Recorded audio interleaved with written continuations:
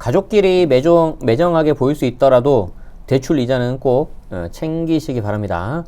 자, 명절 가족 다툼 줄이는 금융 팁이라고 해가지고 관련된 기사가 나와 있는데 증여에 대한 내용도 있고요. 밑에 보니까 상속에 대한 내용도 있어가지고 유용한 정보가 많아서 여러 가지 좀 내용들이 많이 있습니다. 그래서 해당 내용을 좀 빠르게 살펴볼 수 있도록 하겠습니다. 여기 이제 보면 중앙일보고요. 중앙일보고 염지현 기자님이 2022년 1월 31일 그러니까 이제 설 연휴 그때 딱 시작할 때 작성해 주셨네요. 굉장히 좀 좋은 내용들이 많아요. 한번 볼게요. 각각 하나의 테마만 가지고도 쭉 이렇게 더 상세적으로 들어가서 말씀드릴 수 있는 내용들이 굉장히 많습니다. 제가 엑기스만 뽑아서 말씀드려 보겠습니다. 설 명절을 앞두고, 그러니까 연휴 전에 쓴 거잖아요. 그죠? 금융 SOS 코너 연재물 중 독자의 관심이 가장 컸던 가족 간 다툼을 줄이는 금융 팁을 정리했다.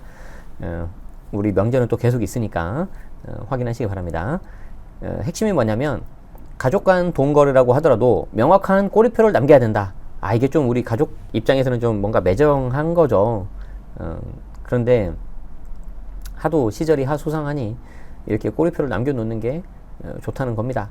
객관적 자료를 증명하지 못하면 예상치 못한 세금 플러스 또는 이제 가족 간 분쟁으로 이어질 수 있기 때문에 그렇다는 겁니다. 그래서 1번부터 이게 한 5번인가? 그쵸, 5번까지 있어요. 꽤 많아요. 핵심 위주로 제가 설명 들어볼게요.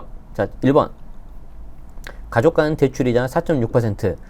자, 이건 무슨 말이냐? 집을 살 때 돈이 부족해서 부모에게 돈을 빌렸다면 꼬리표를 남겨야 되는데, 증빙, 이제 이 꼬리표는 이제 증빙입니다. 증빙. 세법은 돈을 빌렸다는 객관적 증빙 자료가 없으면 무상으로 이전된 것으로 판단을 하고, 이게 소명을 못하면, 증거를 제시를 못하면, 무상으로 이전된 것으로 판단을 하고 상증세를, 상속증여세를 물린다. 다만 가족 간에는 10년 단위로 증여세를 일정 부분 면제해 주는데 부부간 증여는 6억, 우리 이미 했었죠. 각각입니다. 그리고 성인 자녀한테는 5천만 원, 미성년자 자녀한테는 2천만 원, 자녀가 부모한테도 또 5천만 원. 그래서 증여세 납부 대상에서 제외되는데 이게 10년입니다. 10년 단위예요. 자, 그러면 이제 하다 보면 10년 동안에 뭐 부모 자식 간에 5천만 원 좀 너무 금액이 크다고 할 수도 있지만 작잖아요. 10년간에. 그럼 이제 그거보다 더 많은 거를 예를 들어서 부모님이 자녀한테 도움을 주실 수가 있다. 그럴 때 증빙 자료 이자를 남기라는 거죠. 세법에서 정하는 이자율은 연 4.6%고 이자를 낮춰주면 덜 낼 만큼 증여액에 포함이 되는데 여기서 이제 중요한 거 이겁니다. 덜 낸 이자가 연간 1,000만 원 안 넘으면 증여세를 매기진 않는다. 이제 요게 이제 키포인트가 되겠죠. 자, 그래서 어떻게 하면 돼요? 이렇게 하셔야죠. 자, 예를 들어서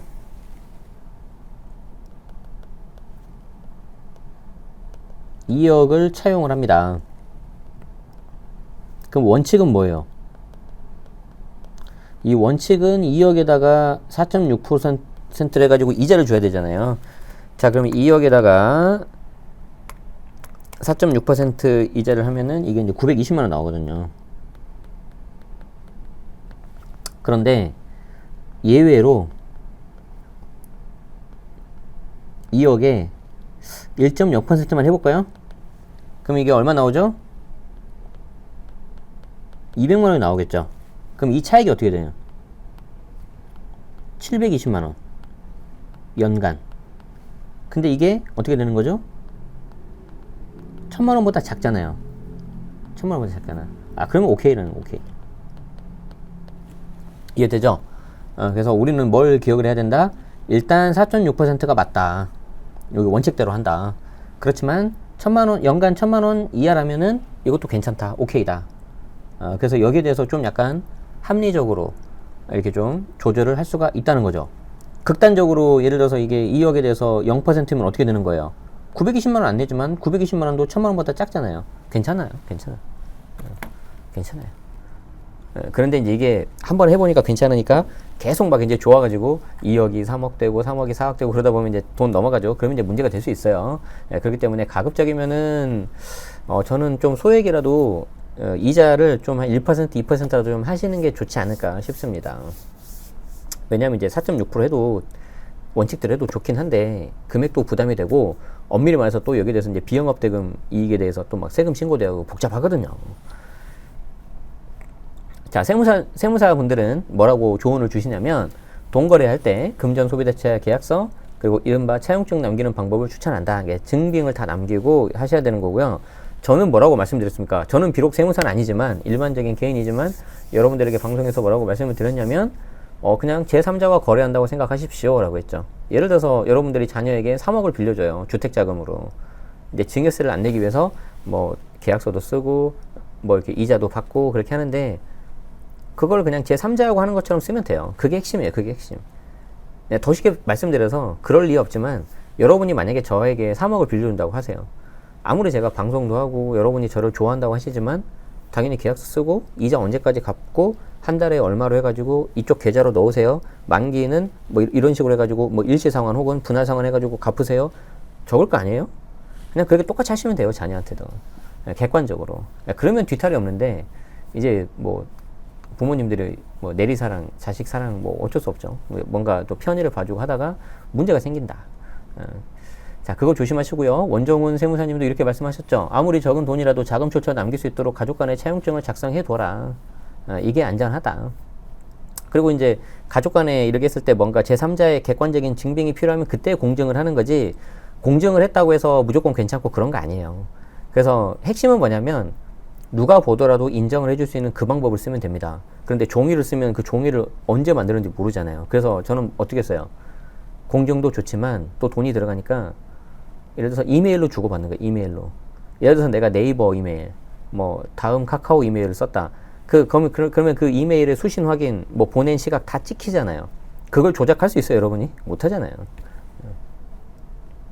자, 이자를 지급할 때도 현금보다는 계좌이체로 해야지 기록을 남긴다. 그래서 이런 경우에도 돈을 뭐 예를 들어서 이자를 뭐 50만 원 이체한다, 드린다 했을 때도 현금 주시지 말고 이체하면서 메모 내역에다가 적요에다가 뭐뭐 이체, 아니 뭐 이자 뭐 이런 식으로 적는 게 좋다는 거죠.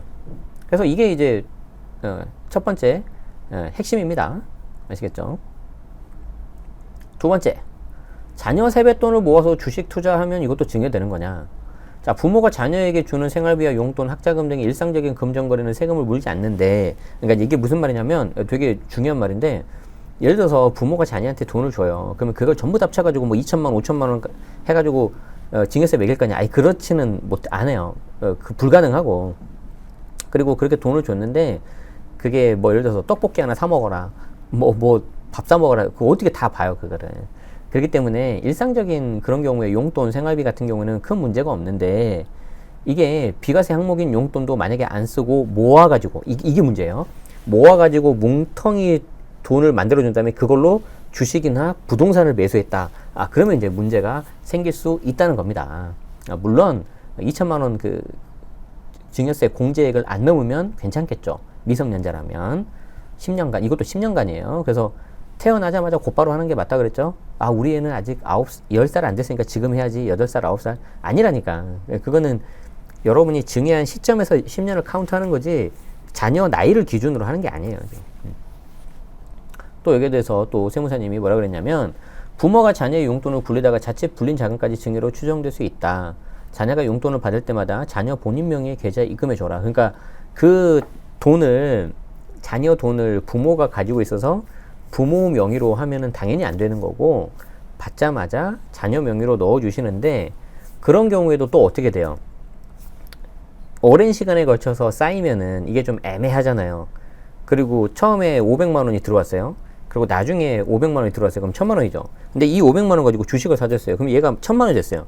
그럼 이게 1000만 원이 된 거랑 500에서 1500인 거냐? 아니면 원금 500하고 500에서 1000만 원인 거냐? 이상하잖아요. 소위 말해서 물타기가 잘못됐어요. 그러니까 저는 어떻게 말씀드렸냐면, 그냥 2천만 원을 한 번에 주십시오. 한 번에 주시고 증여세 비과세 신고 가능하거든요.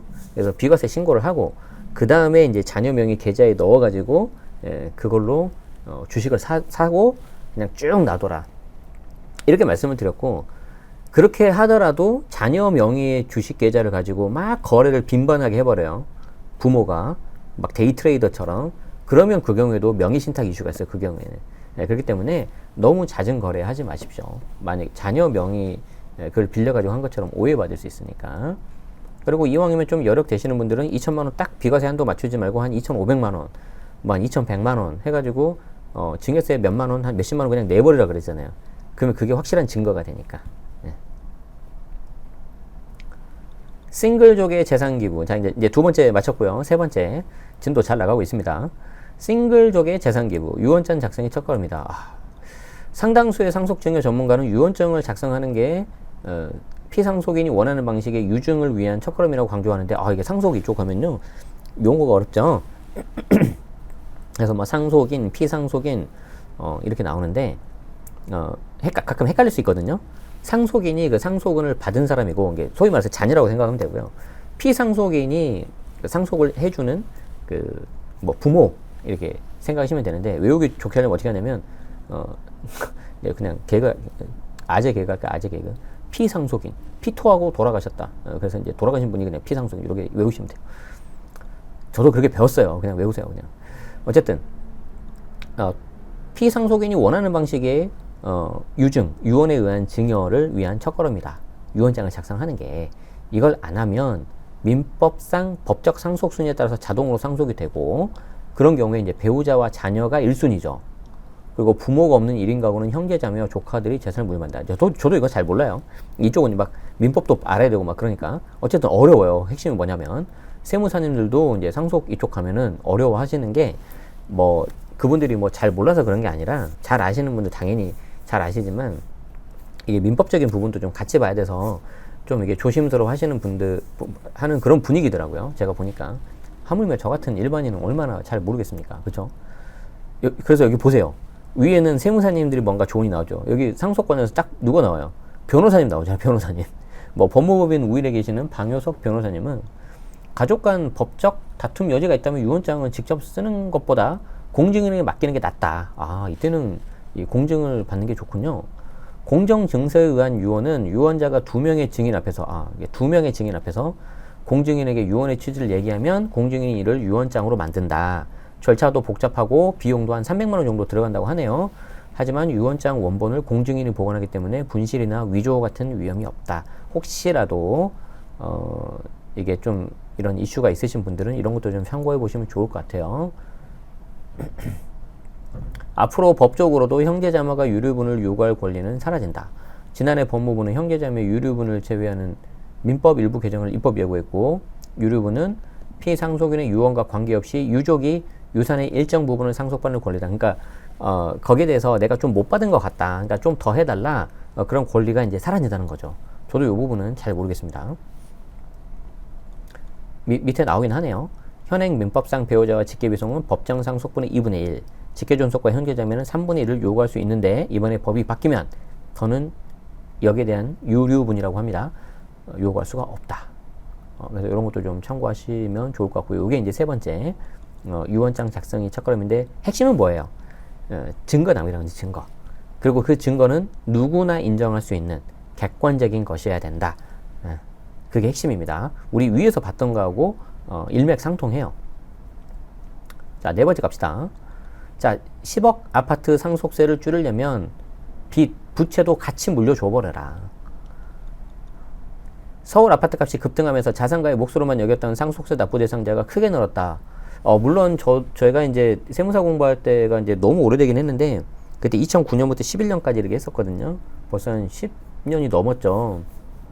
그때 상속증여 그 파트 공부할 때 항상 그 세무사님들, 회계사님들이 강의할 때 하셨던 레퍼토리가 뭐였냐면, 주변에 상속세 내는 사람이 있으면 그냥 우스갯소리로 친하게 지내. 돈이 많으니까. 이런 말씀을 하셨었어요. 그만큼 이제 해당되는 케이스가 이제 많이 없다는 건데, 최근에 이제 서울 아파트 값이 너무 많이 올랐죠. 그동안에 이제 전 재산이 10억 미만이면 상속세를 걱정할 필요가 없었어요. 배우자 공제 5억, 그리고 일괄 공제 5억 해가지고, 맞나? 두 개 하면은 한 10억 돼버리거든요. 그래서 상속세 별로 걱정 안 해도 되는데, 지금은 이제 그렇다 하더라도 10억 넘는 서울 아파트가 너무 많으니까 상속세를 좀 걱정해야 된다라는 거죠. 자, 그러면 그 상속세를 줄이려면 어떻게 해야 되냐? 상속세를 줄이려면 재산과 함께, 예를 들어서 아파트와 함께 빚, 부채도 함께 물려줘라. 왜냐하면 피상속인의 부채는 상속세 계산할 때 공제되기 때문에. 당연하겠죠. 10억짜리 아파트에 뭐 대출이 예를 들어서 5억이 끼어 있다. 그러면 그 5억에 대해서는 상속인, 그걸 받을 때 내가 갚아야 되는 채무가 돼버리잖아요.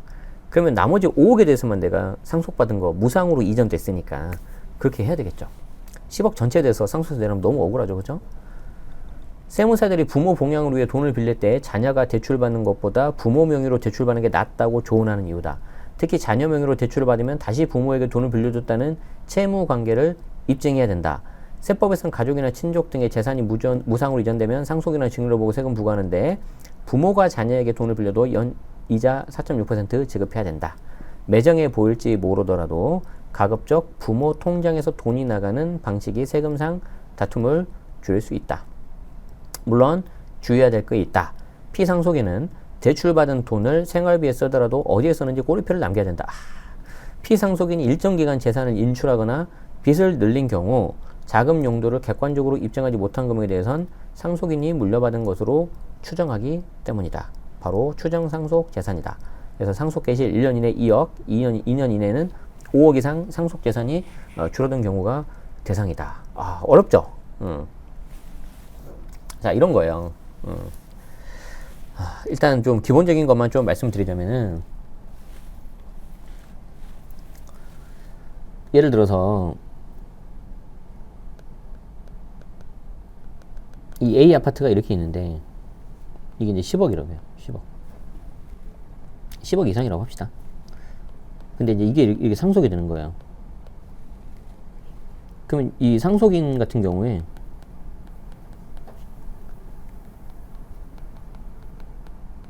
상속세가 이제 나올 수가 있잖아요. 자, 그러니까 이 경우에 어떻게 하냐면은 이 해당 아파트에 채무를 일으키라는 거죠. 이런 식으로. 예를 들어서 이런 식으로.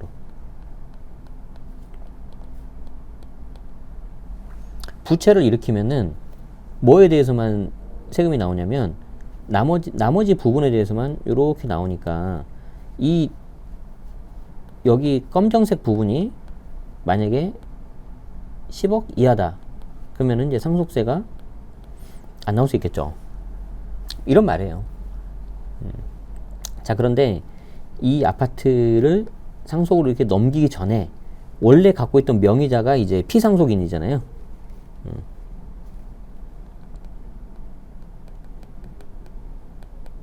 이 피상속인의 명의로 이렇게 차라리 채무를 받으라는 거죠.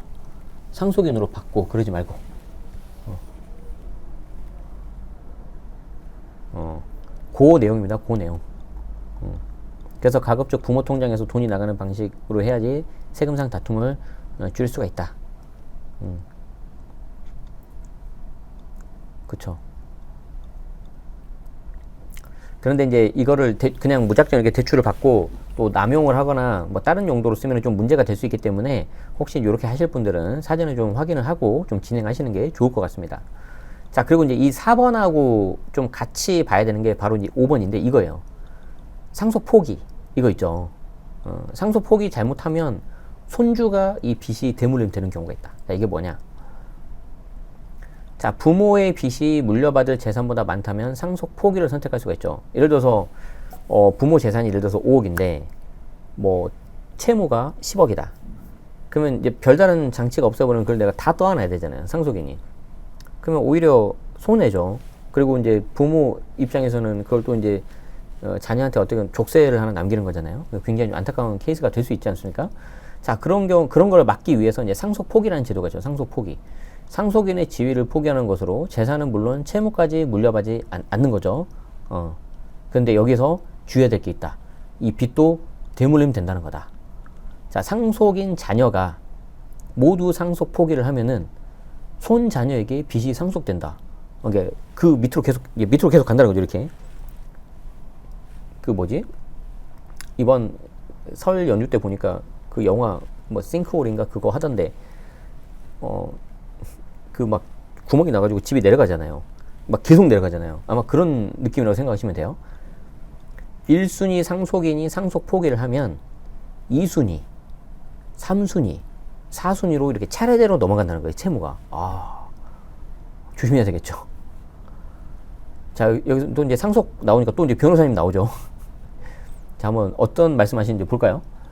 가족이 상의를 해가지고 피상속인 자녀 중에 한 명이 한정 승인을 받은 뒤에 나머지 형제가 상속 포기를 하는 게 가장 원만하다. 이런 경우에는 한정 승인은 말 그대로 물려받은 재산의 한도 내에서만 부모의 빚을 청산하겠다는 의미인데, 상속 재산이 부족해도 상속인이 자기 재산으로 변제할 의무는 없다.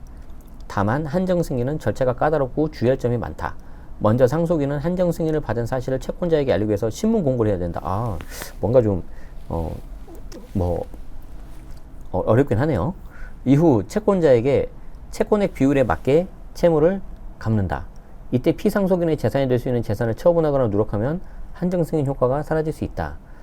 일단 이거 어떻게 딱 듣자마자 어떤 생각이 드세요? 이건 그냥 이거 이렇게 하려면은 내가 좀 법률 전문가, 뭐 변호사님이라든가 법무사님이라든가 이런 분들한테 내가 좀 도움을 받아야 됐구나, 좀 그 생각을 하시는 게 맞는 것 같습니다. 자, 요렇게 좀 설명을 드려볼 수 있을 것 같아요. 요게 이제 상속 재산인데, 예를 들어서 뭐 채무가 이렇게 더 많다고 해봅시다. 이렇게 채무 부분이. 그럼 이거를 계속 물려주면 안 되겠잖아요. 원칙은 1순위로 가고 2순위로도 내려가고 3순위로도 가고 이런 식으로 쭉 간다는 거예요. 그러니까 이제 이게 빚의 대물림이 될 수 있다는 거죠. 자, 그래서 이 변호사님이 말씀하신 게 뭐예요? 그렇게 하지 말고 여기 중에서 한 명이 한정 승인을 받아라. 그리고 나머지는 전부 다 상속 포기를 해라. 이게 바람직하다. 그런데 이 한정 승인을 하는 경우에 있어서 몇 가지 조건들이 있다. 그래서 뭔가 막 있었죠. 신문 공고도 내야 되고 채권자에게 알려야 되니까. 왜냐면 안 그러면 채권자들은 또 이걸 모를 수 있잖아요. 그럼 또 그 사람들이 또 피해를 볼 수가 있잖아요. 그쵸?